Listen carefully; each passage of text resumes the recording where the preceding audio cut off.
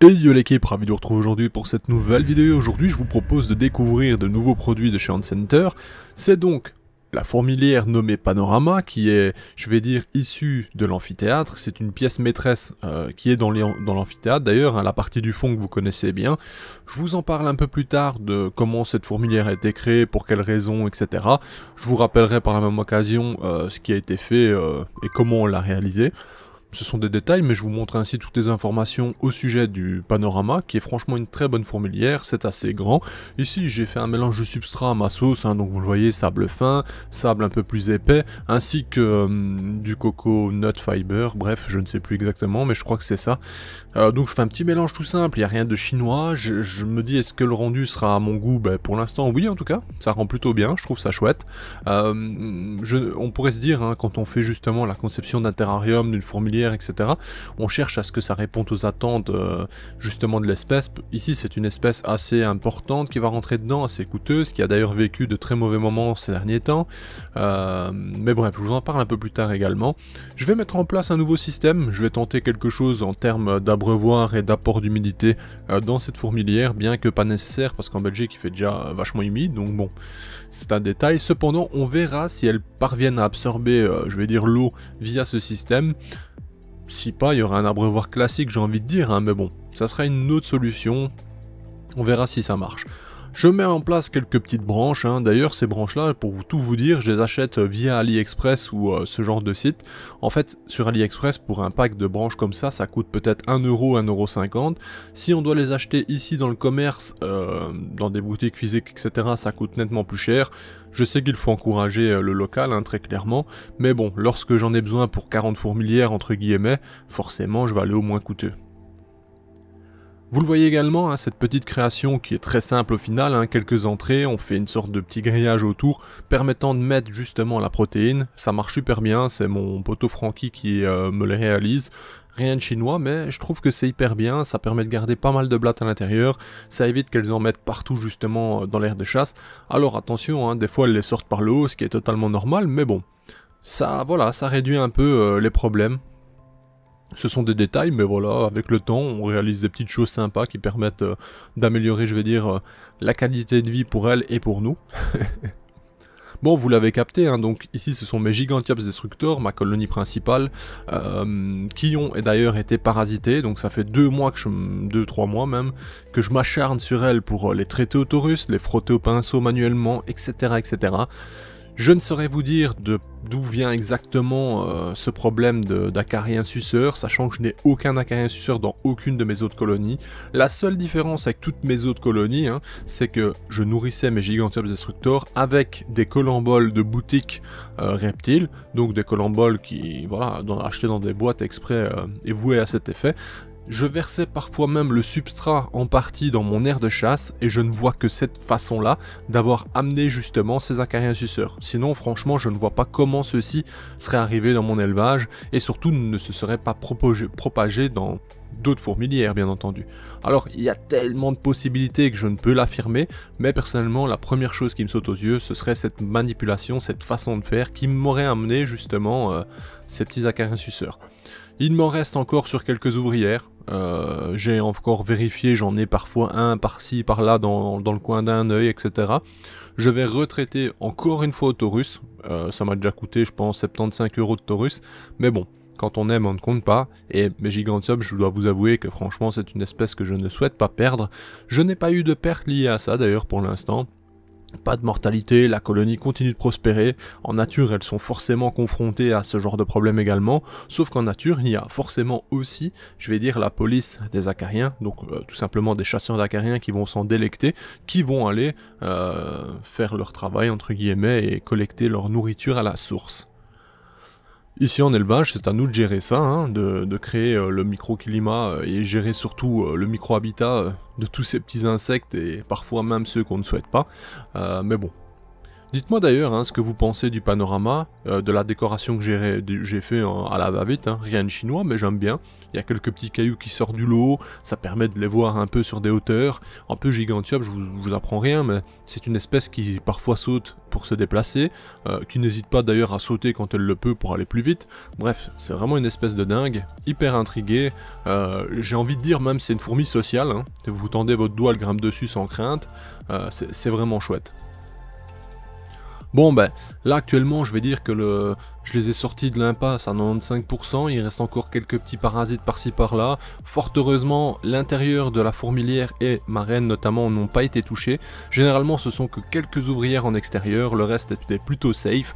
Donc voilà, pas de stress. C'est vrai que les acariens suceurs c'est quand même un énorme problème. Si vous ne le détectez pas surtout, c'est là que le problème arrive, c'est que ça se développe à une vitesse de dingue et que bah, si on ne réagit pas, là c'est clair que votre colonie sous 1 ou 2 mois peut totalement disparaître.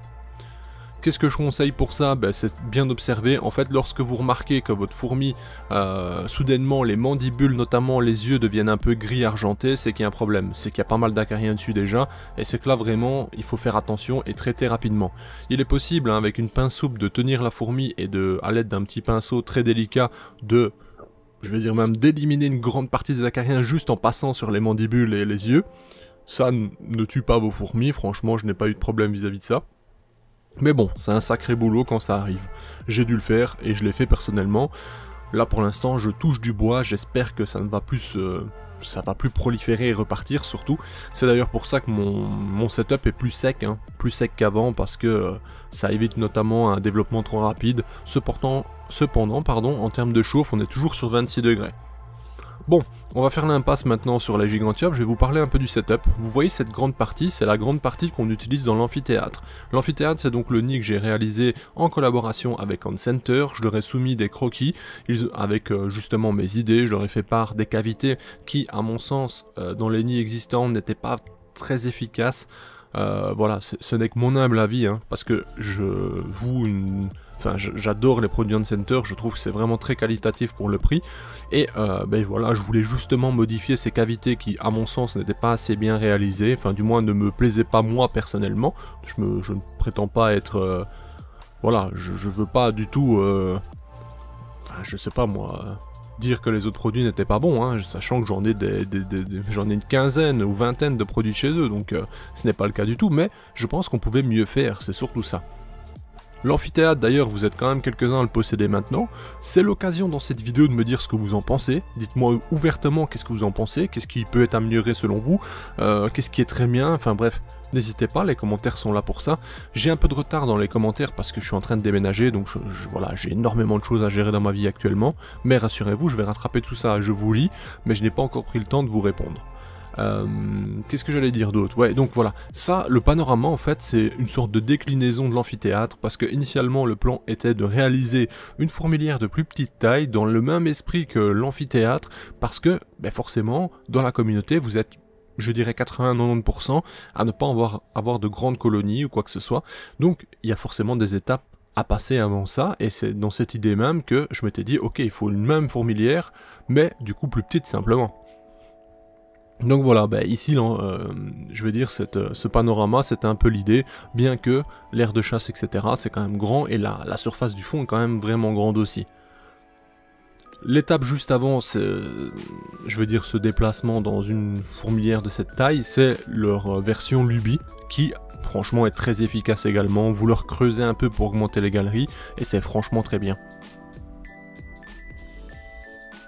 Alors ben, on va revenir aux Gigantiops, hein. C'est hyper curieux, franchement ça bouge constamment, et si vous voulez vous amuser, ben, à ce moment-là vous mettez des colamboles, et les colamboles je vous assure qu'elles vont les chasser à une vitesse, ou alors peut-être des drosophiles, mais je vais pas vous mentir, les drosophiles c'est quand même sujet aux acariens, c'est souvent parasité malheureusement, enfin du moins c'est voilà, c'est un peu chiant de checker correctement, c'est souvent problématique, et les colamboles, mine de rien, eux-mêmes ne sont pas parasités donc sur le colambole même, mais les substrats utilisés, c'est rarement clean aussi, donc faut vraiment faire attention avec tout ce qu'on achète dans le commerce.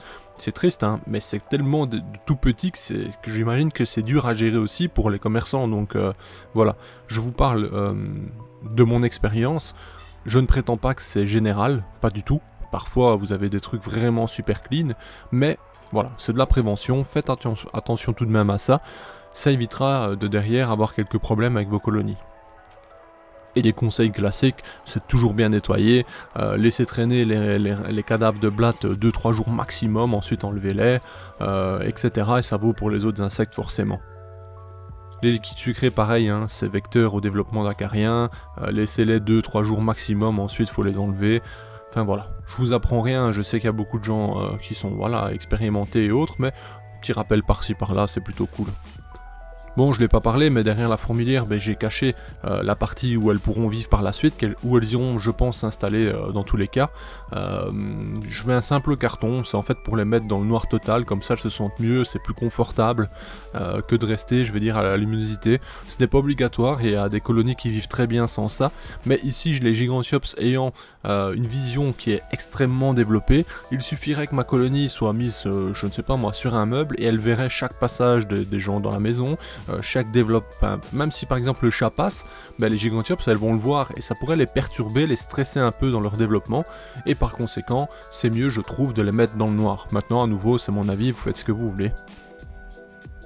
Cette colonie, je l'avais échangée à Viking à l'époque, je l'avais récupérée avec quoi, 20-25 ouvrières je pense, et plus de couvains. La vérité, il y avait peut-être 3-4 œufs, enfin bref, c'était pas encore bien reparti. Et là franchement, on est bien, hein. C'est parce qu'on se rend pas compte, mais il y a un bon 100-125 ouvrières sans problème. Vous l'avez vu, les Gigantiops ça saute hein, dans tous les sens. Donc ça évolue très bien, j'ai des sexués mâles et femelles aussi, donc j'ai des princesses et des princes, voilà, ça prospère bien, j'ai pas à me plaindre, je suis plutôt content, j'ai eu un gros moment de panique notamment à cause de ce passage d'acariens, hein. Mais voilà, en touchant du bois et en croisant les doigts, je vais bientôt en venir à bout, et on espère que ça ne repartira pas surtout. Gigantiops destructeur, pour refaire un petit résumé, ça nous vient d'Amazonie généralement, d'Amérique du Sud donc. Ça ne fait pas de grandes colonies de ce qu'on sait, de ce qui est dit, à savoir que tout ce qui a été donné comme information via les sites, c'est quand même un peu erroné, c'est quand même des colonies qui peuvent monter dans les centaines d'ouvrières, hein, attention. Généralement ça arrêtait sur bien moins que ça, mais franchement non, hein. Il y a d'ailleurs des éleveurs qui ont démontré le contraire, que effectivement ça pouvait devenir populeux, notamment en élevage.